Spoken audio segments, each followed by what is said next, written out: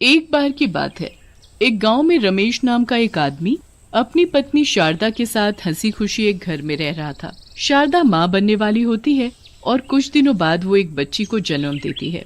शारदा की बेटी बिल्कुल काली पैदा होती है, पर शारदा और रमेश फिर भी उसे बहुत प्यार करते हैं और उसका नाम मुस्कान रखते हैं। एक साल बाद शारदा को एक बेटा होता है जिसका नाम वो नकुल रखते हैं। नकुल जब 2 साल का होता है तब शारदा की तबीयत बहुत खराब हो जाती है और उसकी मौत हो जाती है। अब कैलाश बेचारा अकेले ही दोनों बच्चों को पालने लगता है। धीरे धीरे समय बीतता है और मुस्कान 5 साल की हो जाती है। मैंने तुम्हारा और नकुल का स्कूल में एडमिशन करवा दिया है।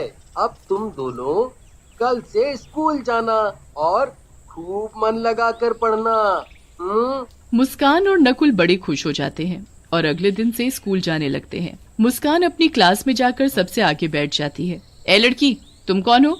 पहले तो इस क्लास में नहीं देखा। मेरा नाम मुस्कान है, मेरा आज ही एडमिशन हुआ है। नाम मुस्कान और शक्ल ऐसी कि सामने वाले की मुस्कान गायब हो जाए। चलो जाओ और सबसे पीछे जाकर बैठ जाओ। तुम्हारी ऐसी काली शक्ल देखकर मैं पढ़ा भी नहीं पाऊंगी। मुस्कान बेचारी बड़ी उदास हो जाती है और पीछे जाकर बैठ जाती है। जैसा उसने सोचा होता है उसके साथ वैसा बिल्कुल भी नहीं होता। मैडम उसके कालेपन की वजह से उससे बहुत चिढ़ती और उसके साथ बुरा व्यवहार करती थी। ये सब बात मुस्कान कभी भी अपने बाबूजी को बताने की हिम्मत नहीं कर पाती थी ताकि मैडम उसे मारे ना। पढ़ने में मुस्कान बहुत ही होशियार थी, पर इतनी होशियार होने के बाद भी मुस्कान की टीचर उसे बिल्कुल पसंद नहीं करती थी। एक दिन जब मुस्कान और नकुल दोनों स्कूल जा रहे होते हैं तो मुस्कान गलती से अपनी कॉपी घर भूल जाती है। स्कूल में मैडम जब सब बच्चों को एक एक करके बुलाती है तो मुस्कान की बारी भी आती है। मुस्कान अपना पूरा बैग छान मारती है पर उसे कॉपी कहीं नहीं मिलती। अब वहाँ खड़े खड़े क्या कर रही हो? जल्दी कॉपी लेकर आओ। मैडम जी, वो मैं कॉपी लाई थी और सारा काम भी किया था, पर कॉपी नहीं मिल रही। तुम जैसे बच्चों के बहाने मैं खूब जानती हूँ। आओ अभी का अभी इधर आओ। मुस्कान डरते डरते मैडम के पास जाती है। उस दिन तो मैडम ने अपने पास एक कांटों से भरी डंडी रखी हुई थी। अपने हाथ आगे करो। मैडम जी, मुझे माफ कर दो प्लीज, मैंने सच में काम किया था। मैंने कहा हाथ आगे करो, समझ में नहीं आता क्या? मुस्कान डरते हुए अपने हाथ आगे करती है। मैडम अपनी कांटों से भरी छड़ी उठाती है और जोर जोर से मुस्कान के हाथ पर मारना शुरू कर देती है। मुस्कान बुरी तरह चिल्लाने लगती है और उसके हाथों से खून बहने लगता है। मैडम जी, मत मारो, मुझे मत मारो, माफ कर दो मैडम जी, मुझे माफ कर दो। मैं बच्चों को माफ नहीं करती बल्कि उनको सजा देती हूँ, सजा। और तुझ जैसी काली कलूटी को तो डबल सजा मिलनी चाहिए। मैडम मुस्कान को इतना मारती है कि मुस्कान खूनम खान हो जाती है।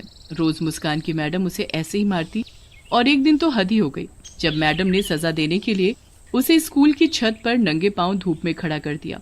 मुस्कान की हालत इतनी बुरी हो गई कि वो चक्कर खाकर छत से नीचे ही गिर गई और तड़प तड़प कर मर गई।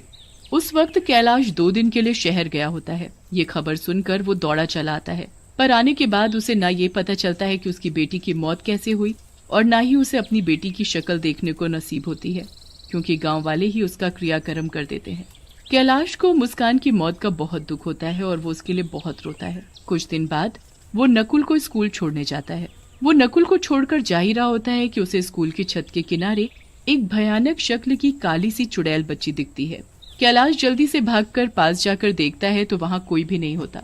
अभी तो यहाँ कोई था, कोई भयानक शक्ल जैसी काली चुड़ैल जैसी बच्ची कहाँ गई वो अचानक? कैलाश वहाँ से वापस जाने लगता है तो वो काली चुड़ैल बच्ची फिर से आ जाती है। मैं वापस आ गई हूँ, एक एक से मैं बदला लूंगी, किसी को नहीं छोड़ूंगी। सब बच्चे क्लास में पढ़ रहे होते हैं। हमेशा की तरह मैडम बच्चों को मार रही होती है। तभी वो काली चुड़ैल बच्ची खिड़की के पास आकर खड़ी हो जाती है और उस मैडम को घूर घूर कर देखने लगती है। उसके बाद वो टेबल पर पड़ी कांटों वाली छड़ी को देखकर घूरने लगती है। छड़ी अचानक हवा में उड़ने लगती है। सब बच्चे और मैडम हवा में उड़ती छड़ी को देखकर हैरान हो जाते हैं। उसके बाद वो एक इशारा करती है और छड़ी मैडम को मारना शुरू कर देती है। मैडम जोर जोर से चिल्लाने लगती है और वो काली चुड़ैल बच्ची बहुत खुश होती है। अब आया ना मजा, अब पता चलेगा कि कैसे दर्द होता है। हाय हाय, मैं मर गई, कोई मुझे बचाओ। ये क्या हो रहा है? कौन है यहाँ? कौन कर रहा है ये सब? यहाँ कोई भूत तो नहीं? हे भगवान, मुझे बचाओ। बच्चे तो बड़े खुश होते हैं और मैडम वहाँ से भाग जाती है। अब दिन के वक्त वो मैडम लंच कर रही होती है। जब मैं खाना खाती थी तो मुझे खाने भी नहीं देती थी ना, आज मैं तुझे खिलाती हूँ पेट भर कर खाना। काली चुड़ैल बच्ची अपना हाथ गोल गोल घुमाती है और सारा खाना हवा में गोल गोल घूमने लगता है। अरे अरे ये क्या हो रहा है, ये कैसे हो सकता है, यहाँ पक्का कोई भूत है। कितना मजा आ रहा है तुझे ऐसे देखकर। अब मैं रोज ऐसे ही करूंगी। मैडम को आसपास कोई दिखाई नहीं देता। वो खुद को बचाने की कोशिश करती है पर मैडम के हाथ पैर नहीं हिल रहे होते। पूरा दिन वो काली चुड़ैल उस मैडम को ऐसे ही परेशान करती है। अब रात हो जाती है और मैडम अपने घर आराम से सो रही होती है। तभी वहाँ चुड़ैल बच्ची आती है और बेड के पास जाकर खड़ी हो जाती है। मेरे रंग की वजह से मेरे साथ इतना बुरा बर्ताव किया, अब मैं बताऊंगी कि कोई ऐसा करे तो कैसा लगता है। चुड़ैल बच्ची अपना हाथ मैडम के मुंह के आगे गोल गोल घुमाती है और मैडम का रंग सुर्ख काला पड़ जाता है। चुड़ैल बच्ची ये देख बड़ी खुश होती है। अब देखना अपनी शक्ल, तब पता चलेगा मुझे कैसा लगता था। अब महसूस करना मेरी तकलीफ। अगली सुबह जब मैडम शीशे में खुद को देखती हैं तो उसके होश ही उड़ जाते हैं। वो जोर जोर से चिल्लाने लगती है, ये क्या हो गया, मैं काली कैसे हो गई। मैडम रगड़ रगड़ कर अपना मुंह धोती है पर उसका रंग वैसे का वैसा ही रहता है। उसे बिल्कुल समझ नहीं आ रहा होता कि रातों रात उसका रंग काला कैसे पड़ गया। वो जैसे तैसे अपने मुंह पर ढेर सारा पाउडर लेकर स्कूल जाती है ताकि उसका काला रंग छुप सके। पर जैसे ही स्कूल पहुंचती है तो चुड़ैल काली बच्ची उसका पहले से ही वहाँ इंतजार कर रही होती है। कब तक अपने इस रंग को छिपाएगी, इसे तो मैं अभी सबके सामने ला देती हूँ। चुड़ैल बच्ची अपने जादू से बारिश शुरू कर देती है और मैडम का सारा मुंह धुल जाता है। मैडम को ऐसे देख सब बच्चे उन पर हंसने लगते हैं। मैडम जल्दी से छुपते छुपाते क्लास में जाती है और किताब को मुंह के आगे रखकर पढ़ाने लगती है ताकि उसे कोई देख न सके। चुड़ैल बच्ची वहाँ भी आ जाती है और जादू से मैडम के हाथ की किताब उड़ाकर गिरा देती है। बच्चे मैडम को देख बहुत तेज हंसने लगते हैं। क्यों हंस रहे हो, तुम्हें उससे क्या, काली हूँ तो क्या किसी के कालेपन का मजाक उड़ाना चाहिए। चुपचाप बैठकर पढ़ाई करो। मैडम क्लास से बाहर जाने लगती है कि तभी पीछे से एक बच्चा बोलता है, जब खुद मुस्कान के कालेपन का मजाक उड़ाती थी तब ये बात नहीं पता थी क्या मैडम को। मैडम उस बच्चे की ये बात सुन लेती है पर चुपचाप वहाँ से चली जाती है और अकेले जाकर बैठ जाती है। वो बच्चा बोल तो सही रहा है, मैंने उस मुस्कान के साथ कितना बुरा किया क्योंकि वो बस काली थी इसलिए। मैडम यहाँ बैठकर अफसोस कर रही होती है और उधर कैलाश छुट्टी होने पर नकुल को स्कूल से लेने आता है। कैलाश को फिर से वही काली चुड़ैल बच्ची छत पर खड़ी दिखती है। आखिर ये चक्कर क्या है, मुझे जाकर देखना चाहिए। वो लड़की कोई और नहीं मुस्कान थी और वो मुझे बार बार इसीलिए यहाँ दिखती थी ताकि मैं यहाँ आकर ये सब देख सकूं। उसके साथ जरूर कुछ गलत हुआ था। तुम चुड़ैल नहीं, मेरी बेटी हो, है ना? तुम मुस्कान हो ना? हाँ पापा। मुस्कान सब कुछ अपने पिताजी को बताती है।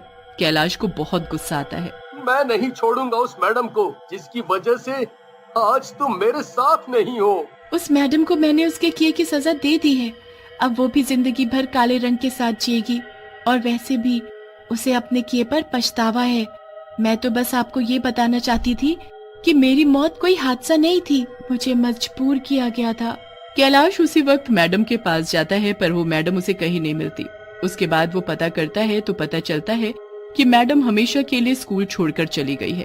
कैलाश निराश होकर घर जाता है तो वहाँ मैडम उसका इंतजार कर रही होती है। कैलाश को देखते ही वो हाथ जोड़कर रोने लगती है। मुझे माफ कर दो, सब मेरी वजह से हुआ है।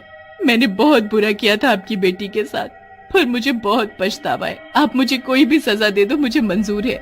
कैलाश मैडम को सब बताता है।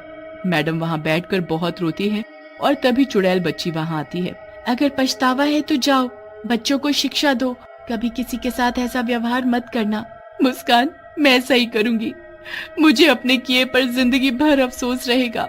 मैडम उसके बाद एक ऐसे स्कूल में नौकरी करती है जहाँ विकलांग बच्चों को पढ़ाया जाता है। वो उन्हें खूब प्यार करती है और उसके अच्छे व्यवहार के साथ साथ उसका काला रंग भी फीका पड़ता जाता है।